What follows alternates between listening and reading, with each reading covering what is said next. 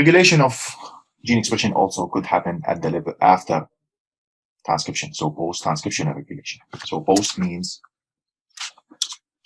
after. Back. Of course, expressing a gene or transcribing a gene does not necessarily means the gene is expressed, because gene expression, as I told you before, means that we have active product. This product could be a protein or an RNA. We have several mechanisms of gene regulation that happens after transcription. We already discussed some of these, for example, the alternative RNA splicing, so I'm not going to repeat it here. We already discussed alternative RNA splicing in the previous chapter. And it turns out that more than 90% of the human protein coding genes undergo alternative splicing. And this is why, again, scientists, before sequencing the human genome, before knowing how many genes we have inside our cells, they predicted that we have 100,000 genes. Okay. Why? Because on average, a cell will contain 100,000 different polypeptides. It turned out after the Human Genome Project, do you know what is the Human Genome Project?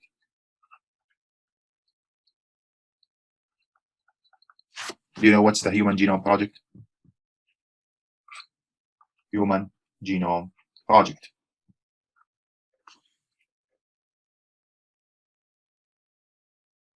Yes, so in the Human Genome Project, scientists sequenced all the human genome, okay, all the human DNA, let's say. So after the Human Genome Project, we found out that we have approximately 21,000 genes instead of 100,000 genes. Why? Because these genes can encode much larger number of polypeptides because of alternative splicing. So each gene could encode more than one polypeptide. Actually, 90% of a human. So these genes are, by the way, it's very important to indicate that these are protein encoding genes, which means that genes will give are encoding proteins, because some genes encodes just RNA. Okay. So scientists predicted before the Human Genome Project that we will have 100,000 genes, but after the Human Genome Project, they found out that we have actually much less than this number, which is around 21,000 genes. And they found out that these genes, many of these genes, up to 90%, they undergo alternative splicing to produce this large number of polypeptide observed initially by scientists. Okay. Just quickly, alternative splicing, this is where the primary transcript is spliced by different ways, maybe in different tissues. So here we have an mRNA consisting of 5 exons. Okay, these numbers are exons and these are introns between them. So these numbered boxes represent exons. And during RNA processing and alternative splicing, in some types of cells, for example, exons 1, 2, 3, 5, they will constitute their active mRNA. In another cell type, maybe it's 1, 2, 4, 5. Okay, so maybe this is in cell type A, and maybe here we have cell type B. So what determines what happens, how this transcript is spliced, the type of proteins that are available in this cell and the type of protein, because some proteins they are involved in RNA splicing, and these proteins will determine which exons to be included in the final mature mRNA and which exons to be skipped. Okay, and you will learn about the details of RNA splicing, inshallah, in the molecular biology course. Okay, we have a question. دكتور بالانترفيس بتكون خلية بتحضر حالها انقسام كيف بصير فيها transcription? Well, you have to understand the cell is always carrying out transcription, whether it's preparing for mitosis or undergoing mitosis. Transcription does not stop. Also, gene expression could be controlled by controlling the whether translation could happen or not. So we have a control at the level of initiation translation and mRNA degradation. So remember that in the mRNA, we have the mRNA that is ready for translation, sorry. We have two regions, for example. So here we have poly A tail. So this is the 5' cap. Here we have, let's say, exons. And here we have the 5' UTR, untranslated region. And here we have the 3' UTR. So this mRNA is ready for translation.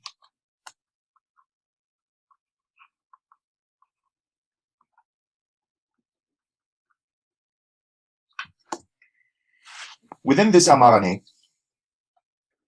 we have regions at the 5' UTR that plays a role in the initiation of translation. So some proteins might bind to a region in the 5' UTR, or maybe other regions, but mainly in the 5' region. And these proteins, okay, will block translation.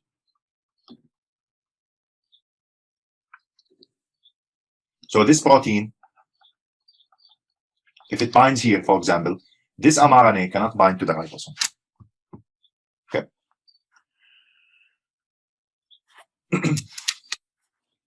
In some cases, in other cases, for example, we have block of translation for all mRNAs. And this happens, for example,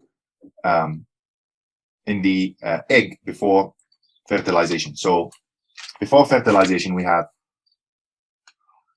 an egg. And in this egg, we have, of course, mRNA molecules. And these mRNA, they cannot be translated. So here we have the ribosome.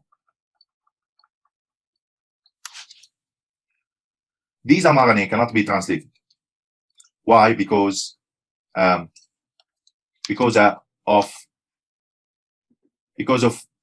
the lack of activity of initiation factors, translation initiation factors. So in the egg, the initiation factors are inactive. So here we have, let's say, inactive. These are, let's say, inactive translation initiation factors. So these initiation factors, from their name, translation initiation factors, are important to start for the start of translation. Okay.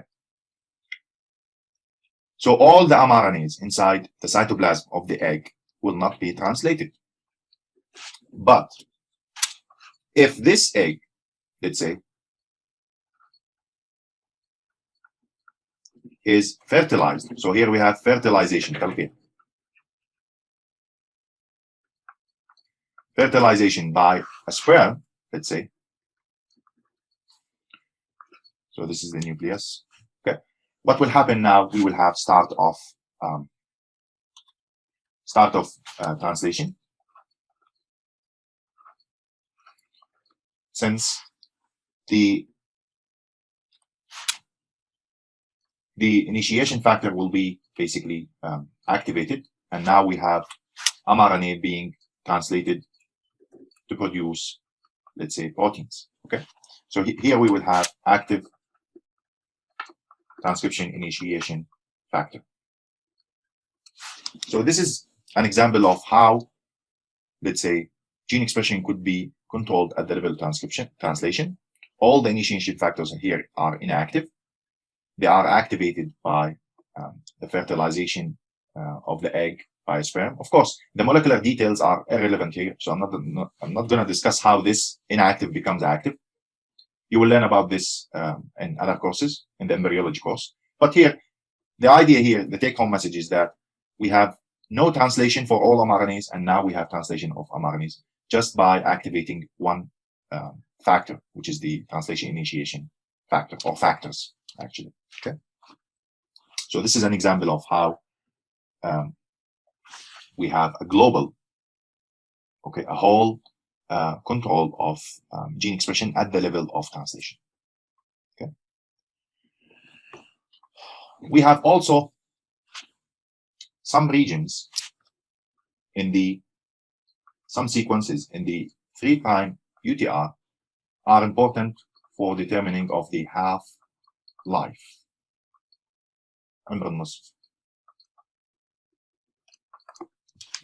So the half-life of the mRNA is determined by sequences on the 3' UTR. Half-life means how long does the mRNA stays inside the cytoplasm for translation. Okay, for how long it will be available, because mRNAs will be translated, and after translation, some of the mRNAs will be quickly degraded. Okay. Yaranim, no, there will be no translation in the egg. The egg will be dormant, will be inactive, all the egg, until fertilization happens. Okay. So the half-life determines how long does this mRNA stay in the cytoplasm, and for how long it will be available for translation before it is degraded. Degradation means tahting. There are some enzymes inside the cytoplasm that will degrade mRNAs. Now, eukaryotic mRNAs, typically, prokaryotic mRNAs, they typically remain inside the cytoplasm, and they are available for transcription for only, let's say, maybe seconds or minutes. After that, they will be degraded, okay, by enzymes. And so eukaryotic mRNAs, they have a short lifespan. Okay. On the other hand, eukaryotic mRNAs, they have a longer lifespan, okay, and they might remain inside the cytoplasm for hours, sometimes days, or maybe weeks. Okay.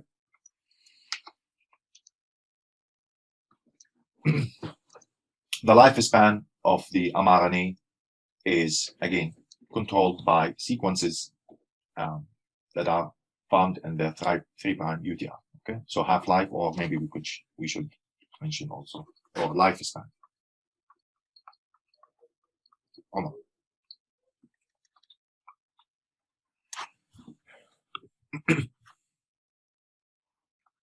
So even after translation, gene expression could be controlled at the level of the activity of the polypeptide that is produced after translation. So some polypeptides must undergo processing, for example, cleavage or proteolysis and chemical modifications in order to become active. Some polypeptides, okay,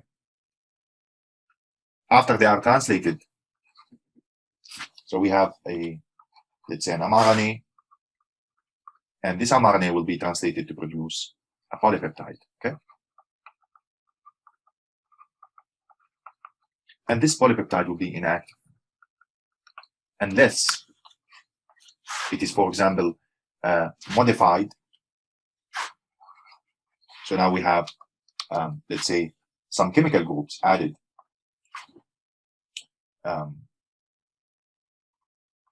to this polypeptide, or sometimes some amino acids are removed.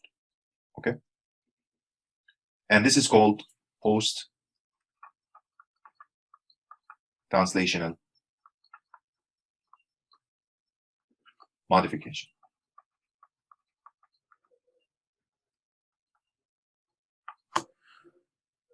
post-translation, after translation modification, here we have modification of the polypeptide in terms of adding some chemical groups to certain amino acids or removing some chemical groups. Okay. And after that, we have, let's say, now we have active polypeptide that on its own could be active protein, or maybe it will interact with other, polypeptides to become active or to constitute a protein. These modifications happens, in different places inside the cell, sometimes even after, outside the cell. But the idea is that after we have active polypeptide, and this polypeptide will carry out its function, if the cell decides that the function of this active polypeptide is no longer needed, it will degrade this polypeptide. One way of degrading proteins is by attaching a protein called ubiquitin to the proteins that the cell no longer need. So now we have a protein marked with, let's say, a ubiquitin protein. So ubiquitin is another small protein that is added to proteins that the cell no longer need, okay, like this. And the addition of ubiquitin marks this protein for degradation. So now this protein will be degraded.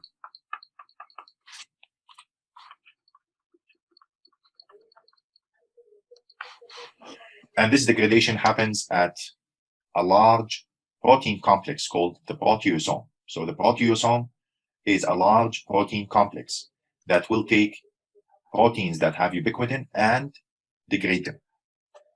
Okay. So as you can see here, we have different mechanisms of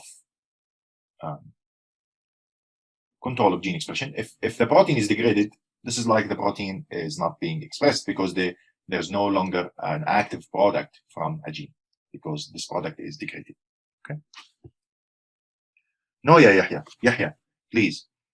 A polypeptide will be produced because the cell needs the function carried out by this polypeptide. Okay. But after this polypeptide carries out its function and the cell does not need the function carried out by this polypeptide, it will degrade it. Okay. And these amino acids that are resulting from the degradation of this polypeptide will be used to make new proteins. Okay. So here we have recycling. Okay. So these amino acids, let's say, will be recycled. There is a continuous state of making proteins and degrading proteins. So here we have synthesis. Sorry. Here we have degradation. So inside the cell, there is a continuous state of degradation of proteins and this synthesis of proteins. So the cell synthesizes the proteins that are needed. After they carry out their function, they are disposable. And you have to understand, like some proteins are disposable. Okay. Like disposable things that we use on our daily life. You use something because you need it, then you throw it away or degrade it or get rid of it. Inside the cell, proteins are made because these proteins, they carry out a function that is needed inside the cell. But after this function is carried out and it's no longer needed by the cell will degrade the proteins carrying out that function in order to use their amino acids to simply synthesize other proteins that are needed by the cell. All right, so let's move on into another aspect of controlling gene expression, which is the control of gene expression by RNAs, RNA molecules, or non-coding RNA molecules. Okay. So far, we've learned about mRNAs, ribosomal RNAs, tRNAs. We also learned about small nuclear RNAs, which are important for RNA splicing. Okay. And now we're going to learn about non-coding RNAs.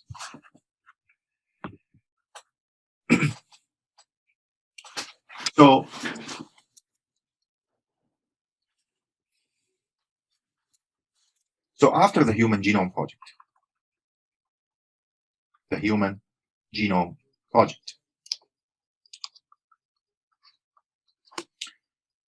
we found out that we have, again, 21, approximately, more or less. This number keeps changing. But let's say it's 21,000 genes, protein encoding genes.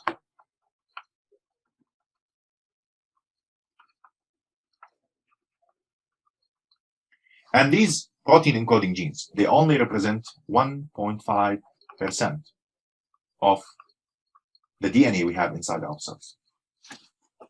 Okay? So the DNA of these genes, of these 21,000 genes, is only 1.5% of our genomes. And this is a very small fraction.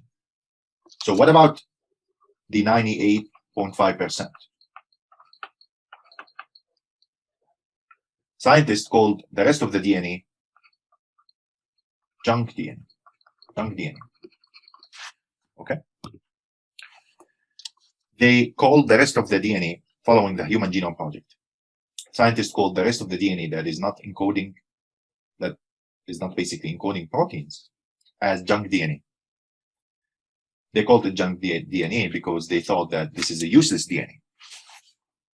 But it turned out that the rest of the DNA is not junk DNA, but actually it has other rules.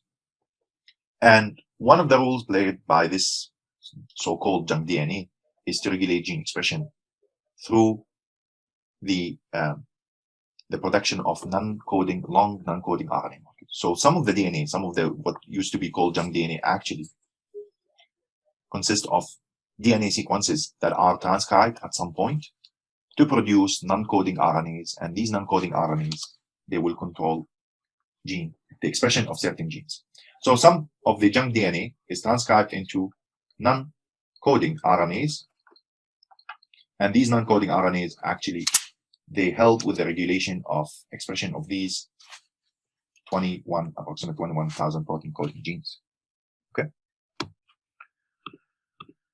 Scientists estimates that approximately 70% of this junk DNA, okay, is transcribed at some point in any given cell. Okay.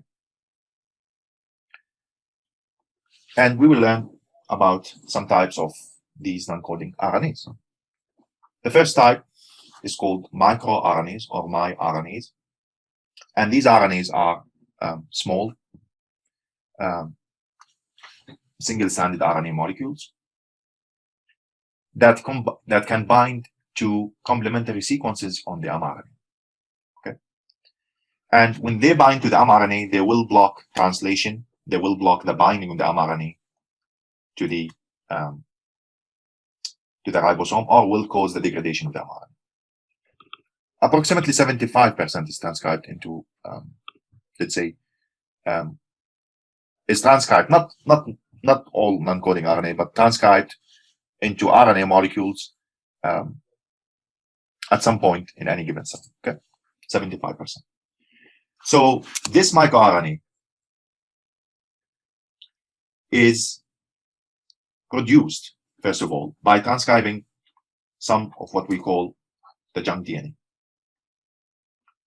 And the mRNA, this microRNA, actually comes from a longer, let's say, double-stranded mRNA, like this. So here we have base pairing between regions of complementary RNA molecules. So this is a double, or let's say it's a double-stranded RNA molecule.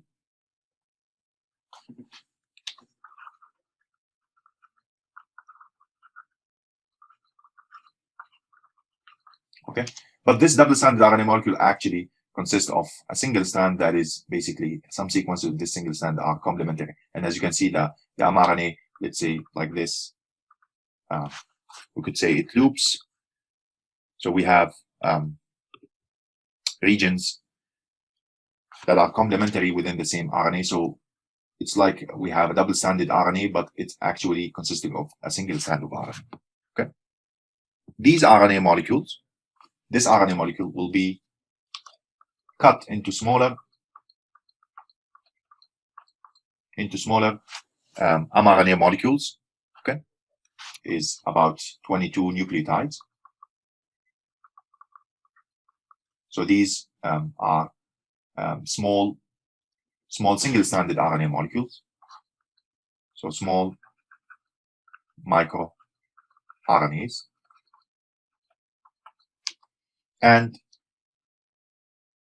let's say here we have one of these RNA molecules will bind to proteins. So now we have microRNA protein complex. This microRNA protein complex will bind to mRNA through the complementarity between the microRNA and the RNA. So as you can see here, we have a perfect complementarity between this microRNA and this mRNA. This perfect complementarity will result in the degradation of this mRNA. So this mRNA will not be translated. Here we have partial, complementarity, imperfect complementarity. Some bases are complementary, some are not. Okay. This will prevent also the mRNA translation, not by degradation, but it will prevent this mRNA from binding to the ribosome. So translation is blocked. So we have enzyme called dicer, since you asked. And since I know the answer, an enzyme called dicer. Well, actually, let me be more clear. We will have short double-stranded mRNA molecules, and then only one of the strands will be used for will bind to a protein. Okay. So here we have small double-stranded microRNAs, and here we have single-stranded microRNA. We have another type of RNA molecules, small RNA molecules called siRNAs, or small interfering RNAs. They are similar to microRNAs in terms of their size and function. They can block gene expression by a mechanism called RNA interference. Okay. So typically we use, for example, scientists use small interfering RNAs to block transcription of or expression of genes. Okay. So you could, for example, introduce, let's say that we will discuss RNA interference, by the way, in the next chapter in more details. But all I want to say here is that small interfering RNAs and microRNAs, they are very similar in terms of structure and function. Okay, but there are some differences. Okay, some differences in the type of, let's say, in the type of starting RNA molecule, the precursor RNA, double-stranded RNA molecule, and in their purpose, for example, why they are used. So you mean the other strand here? The other strand, I don't think it will be used. So because you have to understand that one of these strands will be complementary to the mRNA. The other strand will be actually have a sequence similar to the mRNA. Okay. So one of the strands that is complementary to this mRNA will bind to the protein and will be used to block the translation of the protein by degradation or by by preventing it from binding to the ribosome. This microRNA binds to this mRNA because the sequence of this mRNA is complementary to sequences of this mRNA, or maybe some sequences of this mRNA are complementary to some sequences of this mRNA. So here we have perfect base pairing between the microRNA and this mRNA, and here we have imperfect base pairing. Okay. Why they bind? Because this mRNA is used by the cell to block the translation of this mRNA. This is one way of controlling gene expression, by degrading this mRNA. So for example, if the cell no longer needs this mRNA, it will produce a microRNA that will bind to it perfectly like this to cause its degradation, or maybe imperfectly or partially to cause its blockage from being translated. Again, we are still talking about control of gene expression. If a gene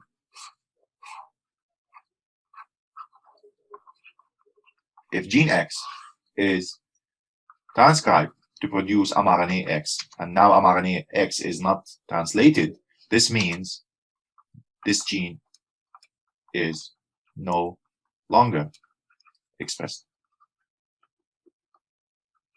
Okay, that's the whole idea. These non-coding RNAs, not only they control gene expression, they also control chromatin structure. So some non-coding RNAs, and by the way, they are called non-coding because they do not code a protein. You have to understand that it's not like a 0-1 control of gene expression. And you have to understand that we have to look at gene expression in a time aspect, or in relevance to time and in relevance to the instructions that are given to the cell in terms of which genes to express and which genes not to express. So at some point, this mRNA will be translated because the mRNA, the cell needs the protein produced from this mRNA. But maybe some signals comes from outside the cell telling the cell to stop. And one way to stop is to use the microRNA. Or maybe the cell will be receiving signals from outside to decrease the level of gene transcription. This is one way. Okay. So you have to understand that gene regulation, it's not a process of, completely on or completely off. No, it's somehow it's a gray scale. There's a large gray area between having transcription to be completely turned off or completely turned on. Okay. And in 1 second, the expression of gene X will be turned off. In another second, it might be turned on. In a third second, it might be turned off again. Okay. Depending on the needs of the cell, depending on what type of instructions are being received by the cell from outside. Okay. So far, we discussed the regulation of gene transcription at different levels. At the level of the chromatin structure or chromatin modification, at the level of transcription, even after transcription, even at the level of translation, even after translation. So there are different ways. There are dozens of ways to control gene expression. These dozens of ways gives the cell different options, and the cell will choose the best option that will achieve its final goal. Okay? Chromatin remodeling and its effect on transcription also could be controlled by non-coding RNAs. So some non-coding RNAs, they remodel the chromatin structure. They change the structure of the chromatin. So remember when we discussed euchromatin and heterochromatin? Heterochromatin is inactive form of chromatin, does not contain genes. Centromeres of chromosomes, actually they are made of heterochromatin. Small interfering RNAs, they can help with the formation of the heterochromatin or the condensation of the centromere after chromosome replication. At the nucleus of a cell in the interphase, so let's call this interphase nucleus. The chromosomes are long threads of chromatin, and they are diffused and very thin. Okay? But if the cell wants to undergo mitosis, these chromosomes, so here we have long, thin chromosomes. In order for the cell to undergo mitosis, the chromosomes start to become more visible, more thick, and shorter. So we can see them under, let's say, the microscope. Let's say these are metaphase nucleus. Okay? And these chromosomes will have these very thick regions, very condensed regions called the centromere. And these centromere regions are important for the separation of sister chromatids, for example, or the distribution of chromosomes into the daughter cells. Now, the formation of centromere after chromosome replication, of course, this is the interphase, and the cell already undergo chromosome replication. So each chromosome consists of 2 sister chromatids. Now, this centromere represents tightly packed, compact chromatin, and it is formed following chromosome replication with the help of small interfering RNAs. So small interfering RNAs are a kind of non-coding RNAs. So this is, for example, centromeric DNA, and we have 2 sister chromatids. They are represented by the these wavy blue lines. In the centromeric DNA will be transcribed by RNA polymerases. So what you see here,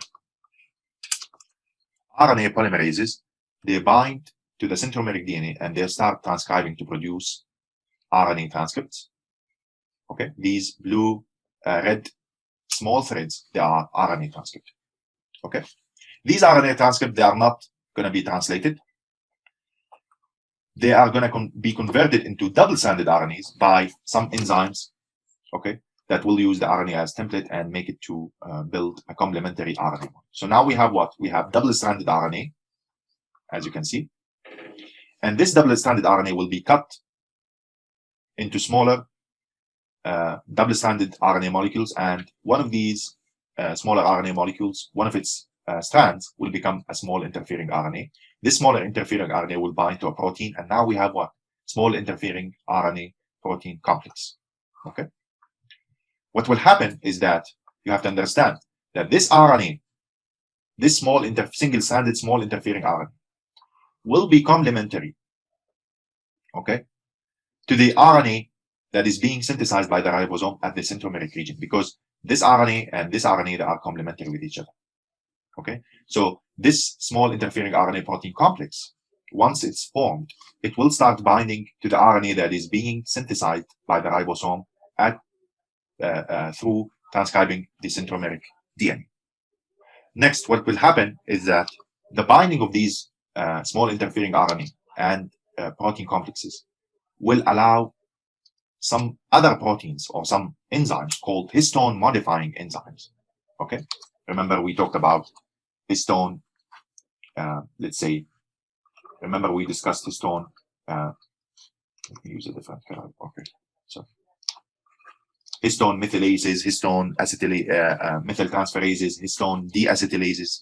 Okay, these chromatin modifying histones, they will help with the packing of DNA around histones. So they will allow the tight packing of histones.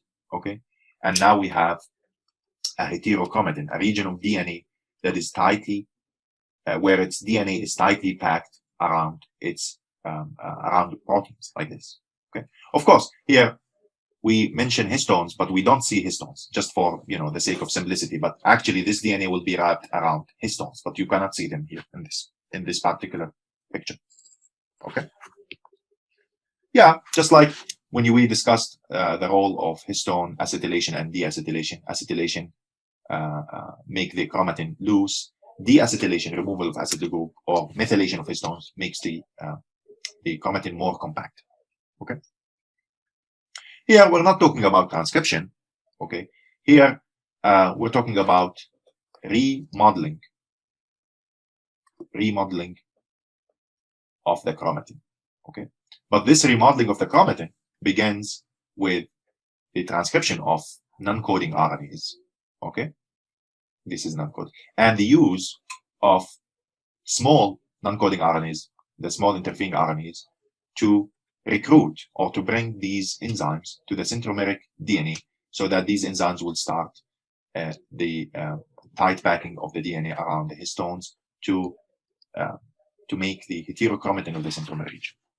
Okay, you need remodeling of this region because this region is important for mitosis and meiosis, and you have to go back and read about the importance of having a highly compact centromere region during cell division or during mitosis or meiosis. We have another types of small non-coding RNAs. They are called PIWI interacting RNAs. PIWI are proteins. So these RNAs are RNAs that will bind to PIWI interacting proteins, PIWI proteins. So we have proteins called PIWI. Okay, and these PIWI they will bind to small RNAs. So this is the PIWI RNA. And now we have what? We have the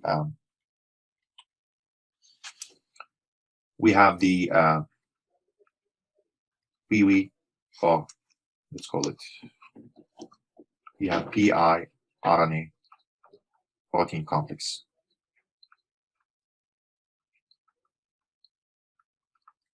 Okay.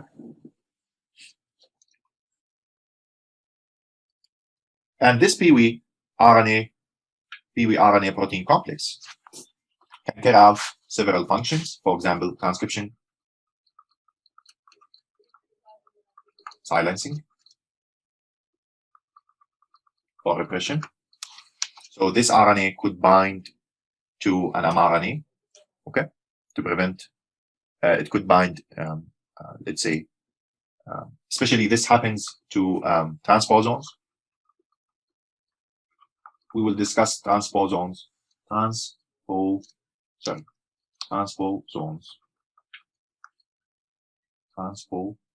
Yes.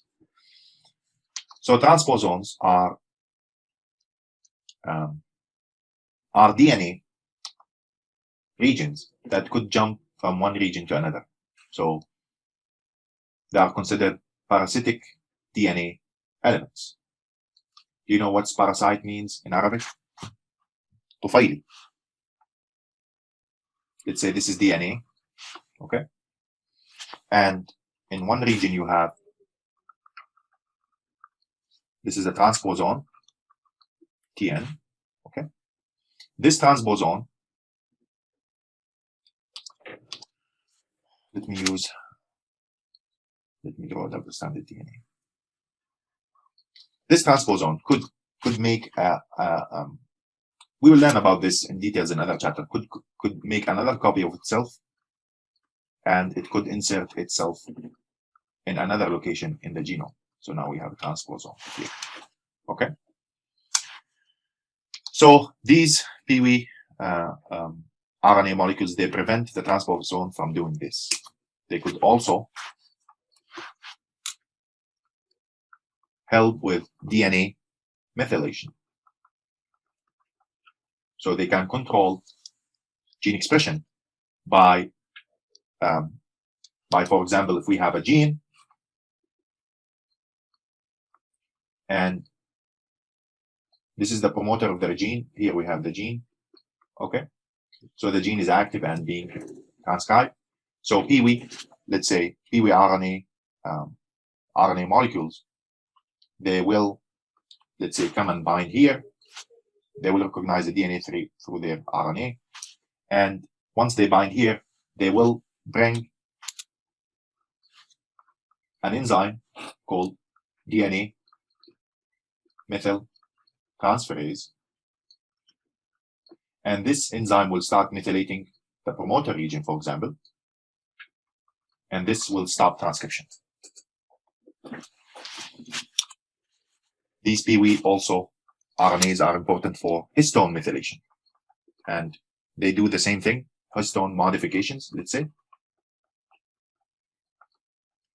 So they can bind also to the DNA, bringing some enzymes that will carry out some modification to the histone. Okay. We have some types of coding RNAs called long non-coding RNA. So far we have been discussing short non-coding RNA. This is short. Here we have, as you can see, short RNA, a small interfering RNA. And now here we have short microRNA. The next type of non-coding RNA, they are the long non-coding RNA molecules. They are in the range of 200 to hundreds of thousands of nucleotides in length. They are involved in many important functions. For example, they are important for chromatin structure or chromatin remodeling also. That plays a role in gene regulation. Dr. شو الفائدة من انتقال transposon? Please, we will discuss this later. We have a whole chapter about this. Okay. Some long non-coding RNA molecules, they are responsible for X chromosome inactivation. We talked about this before. So females, they have 2 chromosomes. Males, they have 1 chromosome, X chromosomes. Females, they have 2 X chromosomes. One of the X chromosomes in females must be inactivated. Okay. So now we have a balance of gene expression from X chromosomes in females and in males. Now, in X chromosome inactivation, we have, so let's imagine this is an X chromosome.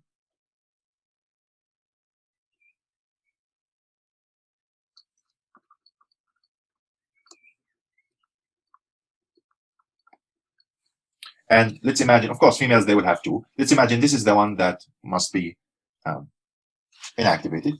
We have a gene in the X chromosome called the cyst gene. And this gene will be transcribed. Okay, the gene will be transcribed to produce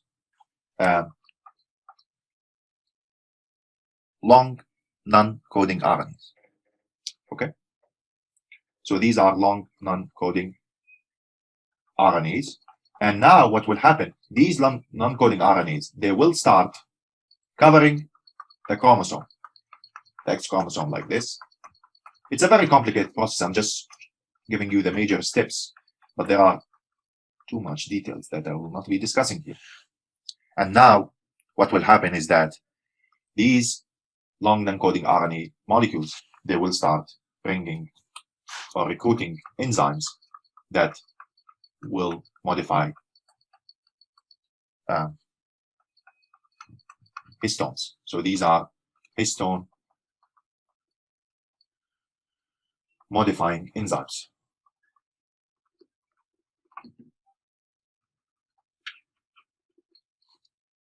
So for example, we have enzymes that will cause deacetylation.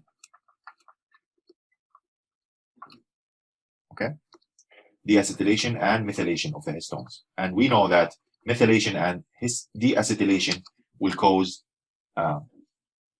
basically the chromatin of the X chromosome to become more tightly compacted.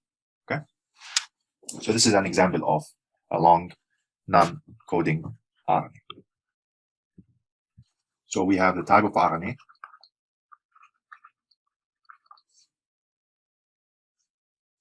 And here we have the function.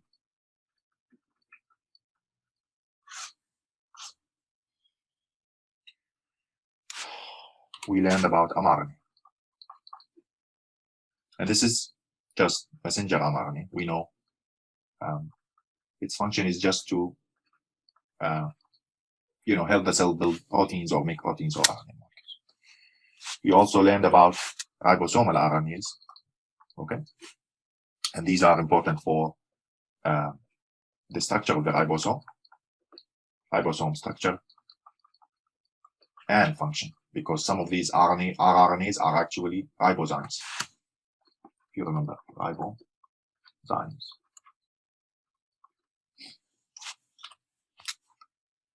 We also discussed tRNAs.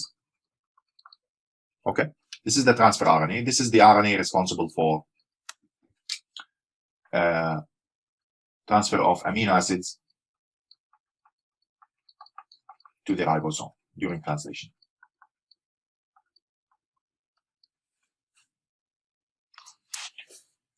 We also discussed small nuclear RNA. Okay, small nuclear RNA. And these are important for RNA splicing. RNA splicing.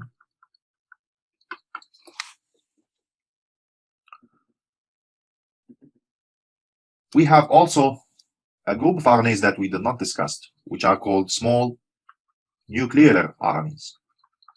Small nuclear. So they are found in the nucleolus. Okay. So small nuclear. And they are important for modifying rRNAs. So remember, rRNAs are produced inside the nucleolus, and they become modified after they are synthesized by small nuclear RNAs. And then we also learned about microRNAs.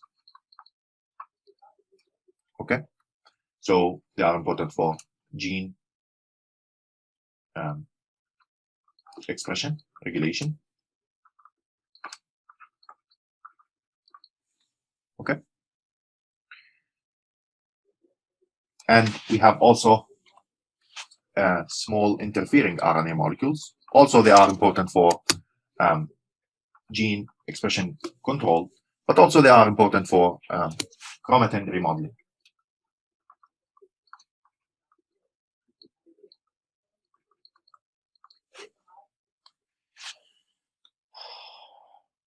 We have PIWI.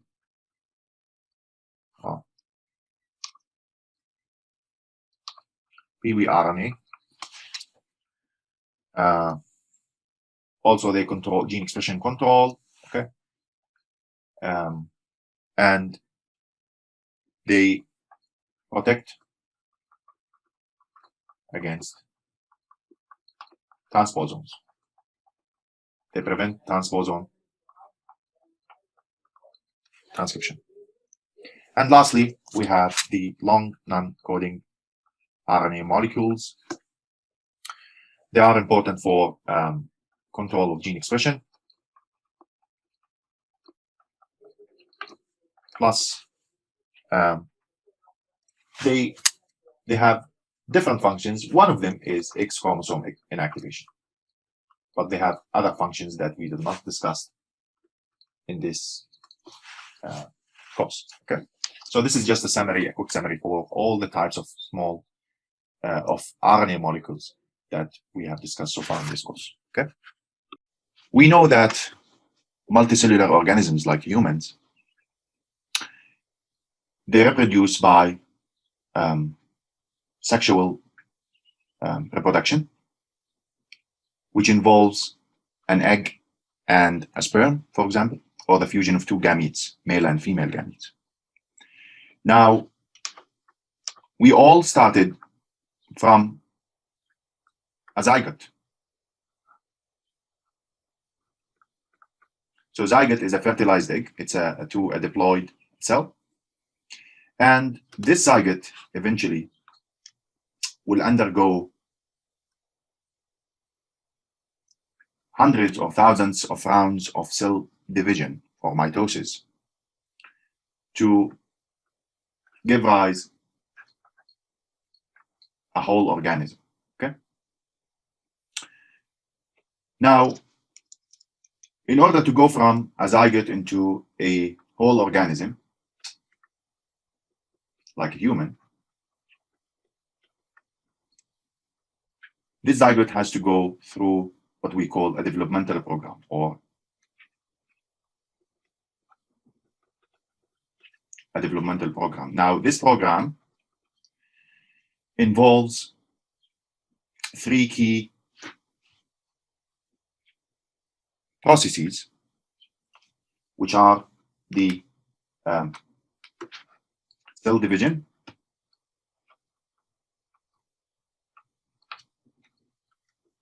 differentiation,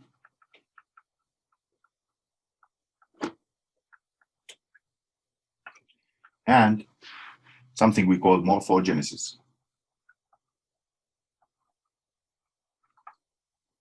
Okay. So these three processes are responsible for the development of a zygote into a whole organism. Now, morphogenesis and differentiation, they are two processes that are regulated or orchestrated by gene expression or the regulation of gene expression, okay, or differential gene expression. So today, inshallah, we're going to learn how the differential gene expression or how the regulation gene expression can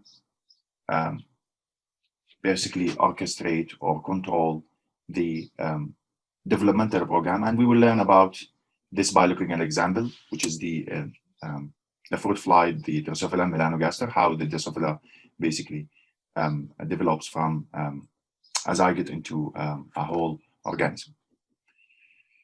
Of course, we know that multicellular organisms, they are not just made of cells. Their cells are organized into a higher organized structures like tissues, organs, organ systems, and then a group of organ systems, they will form a whole organism, okay?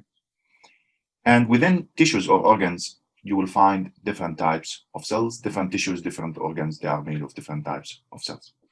A program of gene expression will control the different stages of embryonic development. Embryonic development means that we have an embryo, janine, that will develop into a whole organism. Now, as we said here, the development of a zygote or an embryo into a whole organism requires these three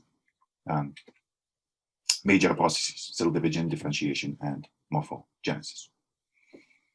So here, as you can see, we have fertilized eggs of frog, and these fertilized egg frogs, eventually, they will develop into a tadpole, which is a newly hatched frog, and this will require cell division, differentiation, and morphogenesis. You learned about cell division or mitosis in Biology 101. So here we're going to introduce the new terms, which is cell differentiation, tamayuz, khalaya. Okay. And remember that in the early stages of development, we start with a single cell. These two cells, they could divide. This cell could divide into two cells, and the two cells will divide by mitosis to produce 4 cells, and the 4 cells will produce 8 cells, and so on and so on. Okay, and this is the purpose of cell division, which is to increase the number of cells. But cell division alone, okay, will only produce just an embryo that consists of or looks like a ball of cells, okay? And in order to go from an egg into a whole organism, cell division is not enough, because in order to have, for example, specialized structures like tails, like mouth, maybe limbs, later on eyes, we need specialized cells, okay? And this is where differentiation come into place.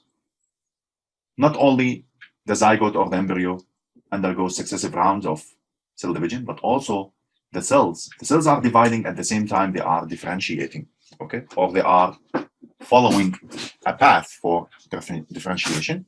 So what's differentiation? So differentiation is when the cells become specialized in structure and function. When the cells, this is the process where cells become, for example, liver cells, heart cells, pancreatic cells, intestinal cells, eye cells, skin cells. Okay. The different kinds of cells are produced during the development of the embryo from a single cell. But also you have to understand that here, for example, we have eye cells. Here we have, for example, tail cells. Here we have mouth cells, for example, if there is such thing called mouth cells, but bear with me. So these cells that are found here, they are differentiated cells. They have specific, or they have unique characteristics in terms of their structure and function. But you have to understand that these cells originated from this single cell. And these cells, maybe they used to be very close together in the early stages of cell division. So you could, for example, imagine that here at this stage, for example, maybe this cell will eventually give rise to all cells of the eye, and maybe this cell will eventually give rise to all cells of the tail, and maybe this cell eventually will give rise to all cells in the mouth, for example. But notice in the early stages, they are closer to each other. So as this embryo undergoes more rounds of cell division, these cells not only become more differentiated or differentiate, but also they have to start moving away from each other so that eventually all eye cells will be located in this region within the adult. All mouth cells are located here, and all cells forming the tail will come and be located here. So cell division will generate all the cells in an organism. Cell differentiation will generate all kinds of cells, but also we have a process called morphogenesis, which will allow all cells to be placed in their final correct location within the body. So morphogenesis will eventually give the organism its shape. So morphogenesis gives this tadpole its shape. Morphogenesis will basically direct all tail cells to be located here, eye cells to be located here, and mouth cells to be located here. So morpho, and for example, we can break down this term into two words. Morpho in Greek means shape. Genesis means creation. Now, cell division, cell differentiation, morphogenesis, they are all a result of cellular behavior, okay? And even morphogenesis could be related to cellular behavior, because in order for cells to start moving, they have to basically change their maybe shape or change their, let's say, motility and other characteristics, okay?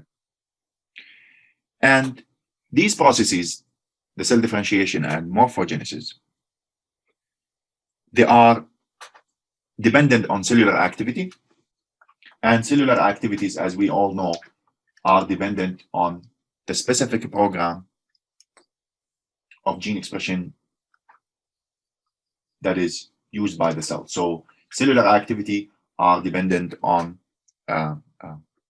the expressed proteins. So whatever proteins are expressed in a specific type of cell, these expressed proteins will determine the cellular activity, the functions of the cell. And these functions of the cell will determine whether a cell will differentiate into a heart cell, a muscle cell, and whether the cell will be able to move from one location within the embryo into another to form in the future a specific type of tissue or organ or a specific type of shape within the final structure of the organism, okay? Now, different cells, they will have different cellular activities because of the differential gene expression.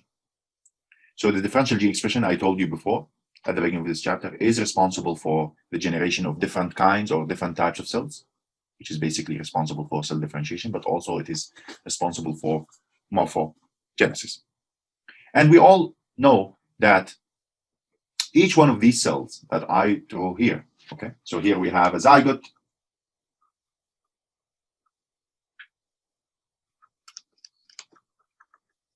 consisting of one cell, and we have here two cell stage. So this is one cell, this is another cell. We have 4 cell stage, okay, 8 cell stage, and so, and this will continue. And all of these cells, they have the same genetic material. They are carrying the same genes. But later on, what distinguishes them from each other is the differential gene expression, the sets of genes that they will express later on. And this differential gene expression will determine what type of cells they will become and eventually where they will be located within the final product of embryogenesis, which is basically the development of an adult or a mature organism. We have a couple of quick questions. دكتور يعني بس تكون خلية صار لها differentiation تكون الخلية موزعة بشكل عشوائي يعني مو كل نوع مجتمعي في الوقت. No, so both differentiation and morphogenesis and cell division, these 3 processes are happening at an early stage of development as still the embryo increasing its number of cells, and as the embryo is just at the stage of being just a ball of cells. So all these processes, cell division, morphogenesis, differentiation, they are all happening at the same time. Okay. How gene expression will be responsible for morphogenesis? Morphogenesis requires, for example, the movement of cells, let's say from one location into another within the embryo at later stages. And this movement will be only possible if certain genes are expressed, okay, within certain types of cells. At the early stage of development, we have some proteins and RNAs in the egg that will set up a program of gene expression, or they will start setting up the differential gene expression in the embryo. Okay, but maybe later on, alternative splicing will be one of the mechanisms by which we will have, different proteins produced in different types of tissues. Differential gene expression starts actually at a very early stage during development. Remember what we discussed about differential gene expression in the previous lectures. Remember when we looked at this, when we discussed this figure. Here, for example, we have 2 genes that are found in most of our cells, and probably they are found in all cells here. And these genes are not, for example, both expressed in these 2 types of cells, liver cells, lens cells. Now, in liver cells, only the albumin gene is expressed and the crystalline gene is not expressed. In lens cells or eye cells, it's the opposite. The crystalline gene is expressed, but the albumin gene is not expressed. Why? Why? Because here we have different available activators in the liver cells compared to the lens cells. The available activators in the lens cells allows the expression of the crystalline gene, because these available activators, they can bind to control elements or enhancers controlling the expression of the crystalline gene. The enhancers or control elements of the albumin gene will not be bound by activators, because the activators that's supposed to bind here, they are missing. They are absent. On the other hand, the available activators in the liver cell allows the expression of the albumin gene, but not the crystalline gene.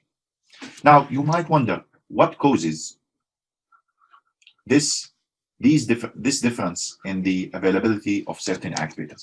Why the available activators in a lens cell are different than the available activators in the liver cell? Because these activators will determine which genes will be expressed in the liver cell and which genes will be expressed in the lens cells. And these genes that are expressed in the lens cell are responsible for the structural and functional characteristics of the lens cell, and the genes expressed in the liver cells are responsible for the unique characteristics, structural and functional characteristics of the liver cell. So basically, the availability of these activators will determine eventually what type of a cell will the cell become. But you might wonder what causes this differences in the different types of available activators in different types of cells. The answer is the material that is found in the egg. So even the material that is found in the egg, even before fertilization, will be responsible eventually for the differences in the available activators in different types of cells, and eventually, which subsequently will cause a differential gene expression.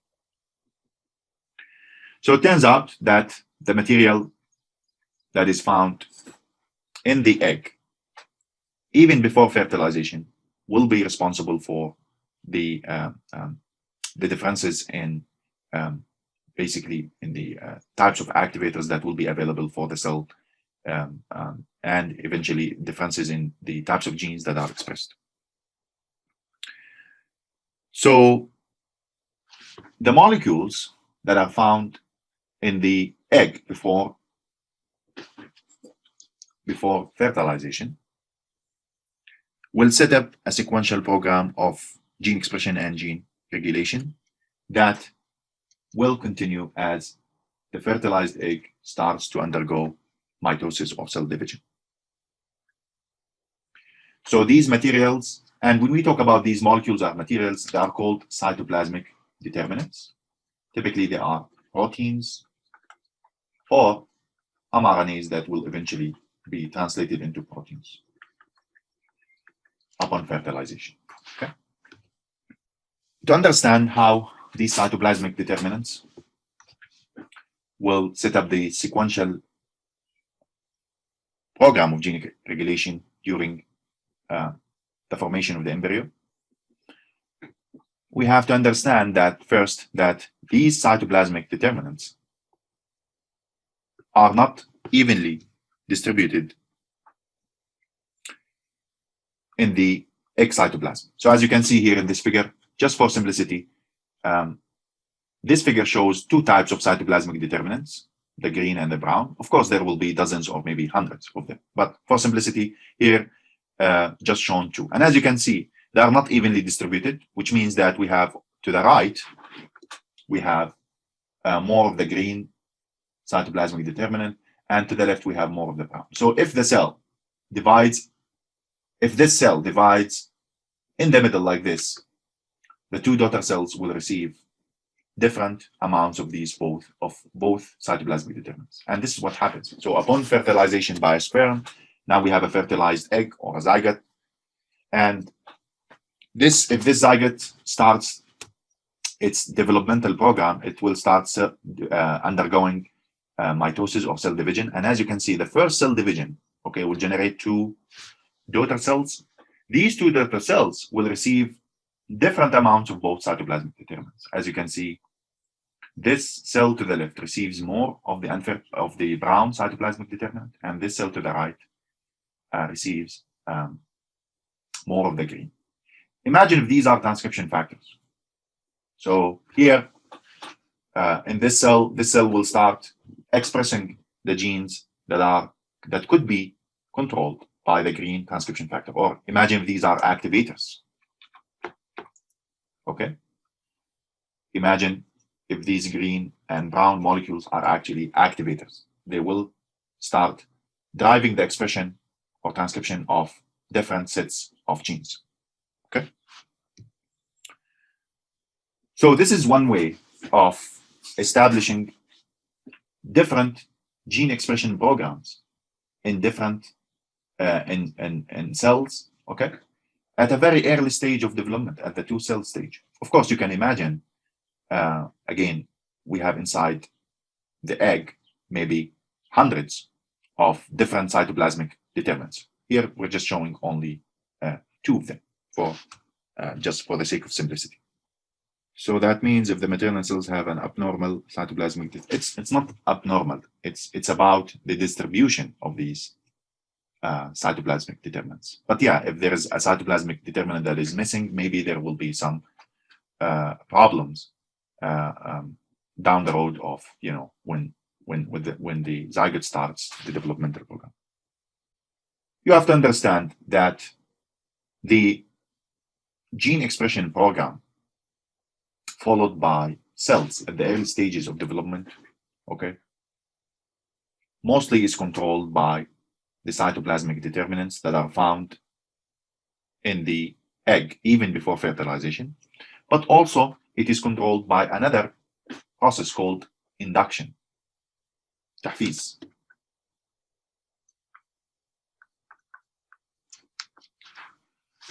So in induction, we go back here. What will happen is that, so this is let's say another source of or another mechanism by which cells could have different gene expression program. And so the cytoplasmic determinants is very important for the early stages of development, but as the cell number increases, and now we have, let's say, a greater number of cells, let's say at the stage of 32 cells, what will happen, induction will also be another source of developmental information or another mechanism by which different cells will start expressing different genes. And in this mechanism, we have cells affecting the differentiation of the cells that are closer to them or neighboring cells. So we have, for example, cells like the ones that are shown here at the bottom, expressing genes. And these genes, they produce signaling molecules, and these signaling molecules will leave these cells and go and bind to receptors on the cells on top of them, like shown here. So this is the direction of movement of these signaling molecules. And now these signaling molecules will bind to receptors on these cells on the top. And now these signaling molecules will stimulate the receiving cells or the target cells to start expressing certain types of genes. So as you can see here, we could say that this cell here, let's call it cell A, is affecting the types of genes that will be expressed in cell B. And maybe cell B will be producing certain molecules that will also have an effect on the gene expression program that is found in cell A. Okay. So this cell, for example, in this example, cell A is inducing, okay, a specific gene expression program in cell B. And again, this mechanism becomes more, let's say, important when the number of cells within the embryo increases. You have different cells, let's say, affecting the expression, let's say, of neighboring cells like this, maybe. Okay, and these cells, for example, I'm just showing you examples. So this arrow indicates how one cell, let's say, this cell is inducing a specific program of gene expression in this cell, but also it is being induced by this cell. Okay, and this continues to happen until we have, every cell is actually expressing different sets of genes. Okay, so both cytoplasmic determinants in the early stages of development or early stages of embryogenesis, induction, both are considered two sources of information that will have an effect of which type of genes to be expressed in the cells of the embryo. Aziza, so that means that if the maternal cells have any abnormal cytoplasmic determinants, then the embryo could receive only from maternal cells affect the whole process. Yes, I mean, as you can see in the early stages of development, the maternal maternal mother means cytoplasmic determinants are one of the major mechanisms that will affect, will have an effect of the differential gene expression. Okay, and later on, induction will basically be another major mechanism for the differential gene expression within the cells of the embryo. And later on, at later stages, what will happen is that you will have, differential gene expression, and as these cells, you have to understand, these cells are, we could say, they are starting to express different genes, and they are at the same time dividing, and because they are expressing different genes, they are undergoing cell differentiation, and some cells will be actually moving from one place into another, so they will carry out morphogenesis. Okay, so here I just want to say that here we have an interaction between the embryonic cell. So this cell is interacting with this one. Okay, this cell is interacting with this cell, and these interactions will help induce different differentiation programs or different gene expression programs in all cells of the embryo, and these signaling molecules will be inducing cells to start differentiation into the different kinds of cells, okay, making up the organism.